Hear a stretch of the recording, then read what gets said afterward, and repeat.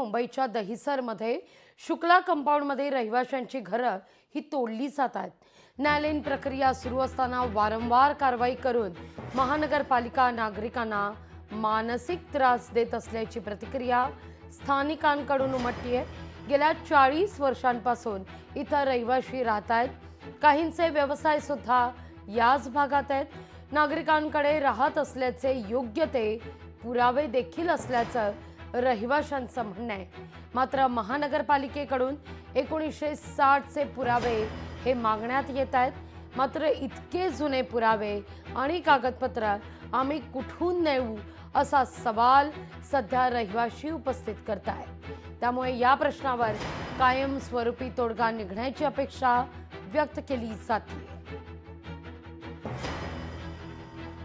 या सगळ्याविषयी अधिक माहिती घेण्याकरता थेट जाऊया दहिसरला आपल्या प्रतिनिधी भाग्यश्री प्रधान आचार्य यांच्याकडून। भाग्यश्री, काय म्हणणं आहे नेमकं स्थानिकांचं?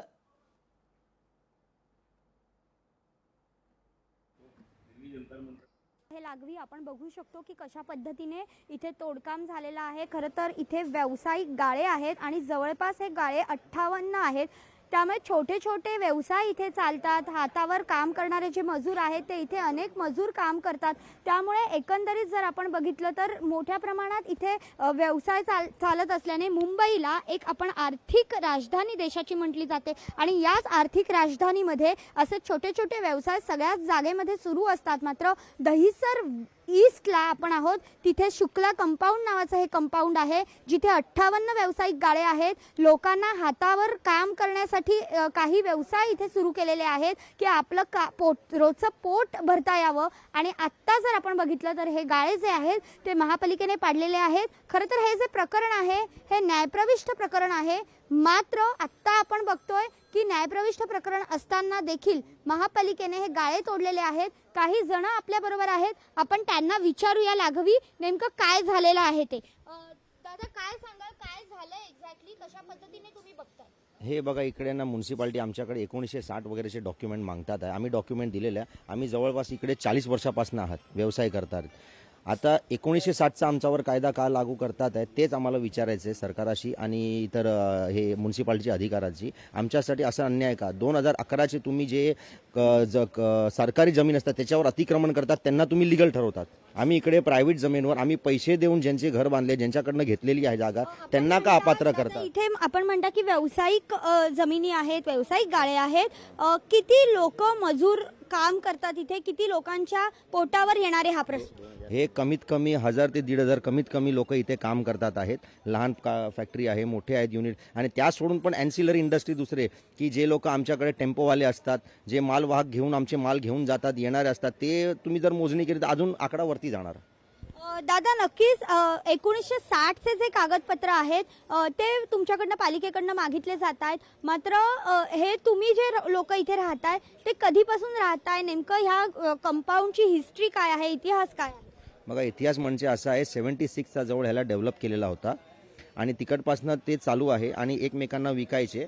त्या जमान्यामध्ये काय तुम्हाला माहिती आहे रजिस्ट्री वगैरे तर नव्हतीच, ते एकमेकांना विकायचे, त्याप्रमाणे आम्ही पण घेतलेलं आहे। आणि 40 वर्षापासून आता जेवढे आता जे आहेत हल्ली ते कमीत कमी 40 वर्ष किंवा 25 वर्षात खाली कोणीच नाही आहे।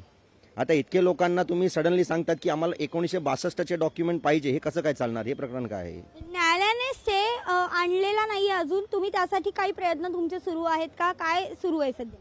आम्ही हे तोडीक कारवाई विरुद्ध आम्ही न्यायालयामध्ये गेलेलो आहेत, पण अजून कोर्टाने आम्हाला स्टे दिलेला नाही आहे, ते चालू आहे।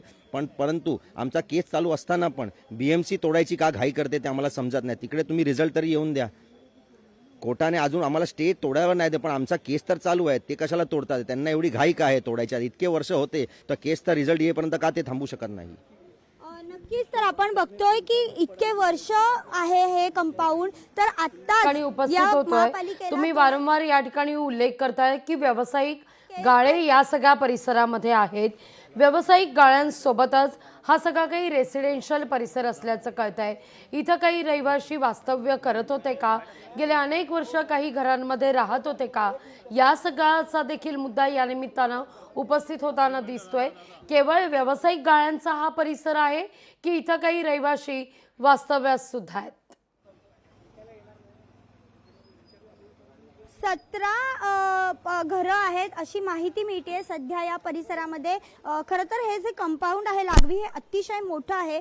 भरपूर सुरुवातीपासून जर बघितलं तर अशा छोट्या छोट्या गल्ल्या आहेत आणि या गल्ल्यांमध्ये हे गाळे आहेत, व्यवसाय सुरू आहेत। मात्र ही जी साईड आहे जी आपण आता दाखवतोय ती शुक्ला कंपाऊंडच्या मागची साईड आहे आणि मागची साईड सुरुवातीला तोडायला घेतलेली आहे। खरं तर हे पूर्ण कंपाऊंडच तोडायचे आदेश जे आहेत ते महापालिकेने दिलेले आहेत। मात्र 17 घरं गाळे तर जातातच आहे, जवळपास 56 ते 58 गाळे आहेत आणि त्याचबरोबर 17 ते 18 जवळपास ही घरं आहेत, ती घरं देखील जात आहेत। लहान लहान मुलं आहेत, रस्त्यावर लहान मुलांनी राहायचं का? पाऊस सुरू आहे अजूनही, पावसा पाण्यामध्ये लहान मुलं नेमकी कुठे राहणार? या ठिकाणी आपण पाहतोय की महिला नेमक्या सुद्धा कुठे? मोठ्या संख्येनं आता उपस्थित आहेत। व्यावसायिक गाळ्यांसोबतच 17 या ठिकाणी घरं सुद्धा आहेत। अनेक मुलं आहेत, लहानगी मुलं आहेत, तुम्ही उल्लेख करताय याचा, जी सध्या शिक्षण घेत आहेत। घरच तोडली तर छत त्यांचं जाणार आहे आणि त्यामुळे अशा स्थितीमध्ये पाऊस पाण्याच्या परिस्थितीमध्ये जायचं कुठे, हा सवाल या निमित्तानं उपस्थित केला जातोय। या महिलांचं नेमकं काय म्हणणं आहे, त्यांनी या सगळ्या मुद्द्यावर काही व्यक्त होण्यास सुरुवात केली आहे का? नक्कीच ताई, काय सांगाल? तुम्ही राहता इथे, अनेक वर्ष राहता, आप बहुत साल से इधर रह रहे हो, अभी घर जा रहा है, क्या आपकी मांग क्या है सरकार से? हमारा मांग है कि हमारा घर मिलना चाहिए। हमारे आदमी लोग इतना मेहनत करके बनाए हैं तो हमारा हक मिलना चाहिए ना। हाँ, ये कहाँ का न्याय है कि इंसान बनाया मर मर के और बिल्डर आके जबरदस्ती तोड़ दिया? ऐसा कानून है कहीं? बच्चे पढ़ रहे रहेंगे, बाहर बच्चे लोग पढ़ रहे हैं, बहू लोग हैं, वो लोग घर गिरा ले, हम लोग कहाँ जाएंगे? यही घर है, कहाँ 2003 का हमारा आदमी गुजर गए, हम छोटे छोटे बच्चे लोग किधर जाएंगे? मेरा घर टूट जाएगा, इस सहारा है मेरा, और कौन सहारा नहीं? मैं घर कने घाट कहीं कड़िया का काम करते करते इसका पति मर गया, एक इधर खड़ी है उसका भी पति मर गया। बोलो हम लोग जाएंगे कहाँ? छोटे छोटे बच्चे लोग को लेके इधर 40 बरस से रहता हूँ, चिकट में रह के हम लोग कितना हाल निकाल के कैसा भी घर बनाया। आज भी हमारा घर सब बेघर करके हमको रोड पे निकाला है, बोलने बिना हम लोग को टाइम भी दिया नहीं है इसने। सब घर हम लोग को घर का बदले में घर दे दो, हम लोग को और कुछ नहीं है हमारा मांग। हमें पैसा चाहिए, हमारा हमको घर चाहिए। हमारा जो झोपड़ी है जो कुछ भी है हमारा वही चाहिए, हमें फ्लैट नहीं चाहिए, हमारा घर चाहिए। तर आपण लागवी ऐकतोय की आम्हाला आमचं घर हवंय, अगदी आम्हाला आमचं घर हवंय असा मुद्दा या ठिकाणी रहिवाशांकडून उपस्थित केला जातोय। खरं तर भाग्यश्री, नियम हा सांगतो की पावसात तोडक कारवाई करू नये। जनरली पाऊस पाण्याच्या दिवसामध्ये कुठेही तोडक कारवाई केली जात नाही। असं असताना मुंबईमध्ये इतके दिवस मुसळधार पाऊस पडत असताना आता मात्र पावसात ही सगळी कारवाई केली जातीये। काय यामागचं नेमकं कारण आहे? काही पडद्यामागे काही घडतंय का की पावसात थेट कारवाई करायची वेळ येतेय? इतकी काय घाई आहे की पावसात नागरिकांना बेघर व्हावं लागतंय? नक्कीच याआधी देखील आपण बघितलंय महापालिकेने अशा भूमिका ज्या वेळेला घेतलेल्या आहेत त्यावेळेला कोर्टाने देखील सांगितलेलं आहे की पाऊस पाणी जेव्हा सुरू असतं त्यावेळेला तुम्ही अशा पद्धतीची तोडक कारवाई करू शकत नाही आणि हा खरं तर उच्च न्यायालयाचा निर्णय होता। मात्र महापालिका या निर्णयाला कुठेतरी बगल देताना कायमच पाहायला मिळते। या दृष्टिकोनातून जर बघितलं तर दहिसरला ईस्टला जिथे शुक्ला कंपाऊंड आहे तिथे देखील अशीच परिस्थिती आहे। पाऊस सुरू आहे, व्यवसाय सुरू आहेत, त्याचबरोबर अनेक जण इथे राहत आहेत आणि हे सगळं आता कुठेतरी बेघर होणार आहेत। पावसा पाण्याचा व्यवसाय नेमका नेणार कुठे? या महिला आहेत, नेमका महिला राहणार कुठे? लहान मुलं आहेत, कुठे राहणार असा प्रश्न विचारला जातोय। आपण यांच्यापैकीच रहिवाशांना विचारूया की दादा, नेमकं महापालिकेचं काय असं अडलंय की यांना आत्ताच ही कारवाई करायची पावसामध्ये? यामागे काही तुमचे कोणावर आरोप आहेत का? कोणत्या अधिकाऱ्यांवर तुम्ही आरोप करता का? किंवा नेमकं यामागे काय षडयंत्र आहे असं तुम्हाला वाटतं का? बघा, आम्हाला षडयंत्र जे आहे ते BMC आणि बिल्डरवर आम्हाला वाटतंय थोडंफार. आता आम्हाला समजत नाही की का त्यांना एवढी घाई लागलेली आहे. मी तुम्हाला हे बघा हे डॉक्युमेंट्स दाखवतो. आमच्याकडे आपलं हे फोटो पास जे BMCनेच इश्यू केलेलं आहे आम्हाला, झोपडपट्टी फोटो पास, बरोबर आहे. आमच्याकडे कॉपी हे त्याचे फ्लड आला त्याची कॉपी आहे. हे सगळे इन्शुरन्स घेतलेले त्यावेळाचे हे सगळी कॉपी आहे. म्हणजे इतके हे गुमास्ता लायसन्स जे लोक आम्हाला शॉप अँड एस्टॅब्लिशमेंट लायसन्स देतात, ट्रेडिंग लायसन्स, GST सर्टिफिकेट, आम्ही ह्याच ॲड्रेसवर इन्कम टॅक्स सुद्धा भरतो. सगळे प्रकारचे मुंबई आपले हे सरकारचे लिगल फॉर्मॅलिटी करल्या सुद्धाही आम्हाला बेघर करतात. आणि जे लोक अतिक्रमण करतात त्यांना तुम्ही लिगल करतात. हे काय आहे? आणि ती फक्त मुंबईलाच ही का तकलीफ आहे? बाकी इतर हे महाराष्ट्राला बाकी सगळीकडे लागू आहे, आमच्या इकडे का नाही? हे ज्या वेळेला हा इथे कोण बिल्डर आलाय मुळात म्हणजे त्यांचं नाव, आणि ज्या वेळेला ते बिल्डर इथे आले त्यावेळी तुमच्याशी त्यांची काही चर्चा झालेली होती का? तुम्हाला काही त्यांनी सांगितलेलं होतं? काहीच नाही. हे प्रकरण आहे की BMCला कसं मॅनेज करतात, काय करतात ते आम्हाला समजत नाही. आणि BMCला नियमानुसार 1960-65चे जे ते डॉक्युमेंट आहे त्याच्यावर कारवाई करण्याची त्यांना सूट आहे. मग हे लॉ आदरणीय गोपालसाहेब शेट्टी पण बोललेले की हा लॉ मिसयूज करतात आहे. त्यांचं पाहिजे तर तुमच्याच चॅनलवरती ह्याच्यापूर्वी पण इंटरव्ह्यू आले, ते बोललेले की बिल्डर आणि अधिकारी मिळून जे आहेत ते लहान लोकांना बेघर करून प्लॉट खाली करून घेतात आणि तिकडे बिल्डिंग बांधायचं ह्यांचा प्रकरण असतो. तर हे जे पूर्ण प्रकरण बंद करण्यासाठी खरं तर मुद्दा उपस्थित होत आहे. आताच त्यांनी या ठिकाणी सांगितलं की बिल्डरवर आपल्याला या सगळ्या प्रकरणी संशय येताना दिसतोय. बागेशी माझा आवाज पोहोचतोय तुमच्यापर्यंत? तुम्ही 20 वर्षापूर्वीचे डॉक्युमेंट मागा, 25 वर्षाचे मागा. नक्कीच अगदी बागेशी त्यांना थेट विचारा. असं म्हटलं जात आहे की या सगळ्यामध्ये मात्र कुठंतरी पाणी मुरतंय का, अशी एक शंका उपस्थित होताना दिसतेय.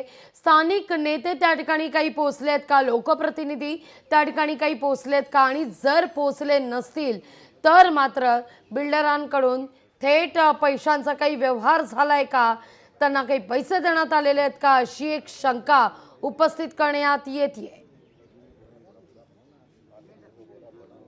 नक्कीच सर, तुमचा या संदर्भात कुठे पाणी मुरतंय असं वाटतं का? कोणते नेते गोपाळ शेट्टी सोडून इथे कोणते नेते पोहोचलेत का? आणि जर पोहोचले नाहीयेत तर त्यांच्याबरोबर काही पैशांचे व्यवहार झाल्याचा तुमचा काही आरोप आहे का?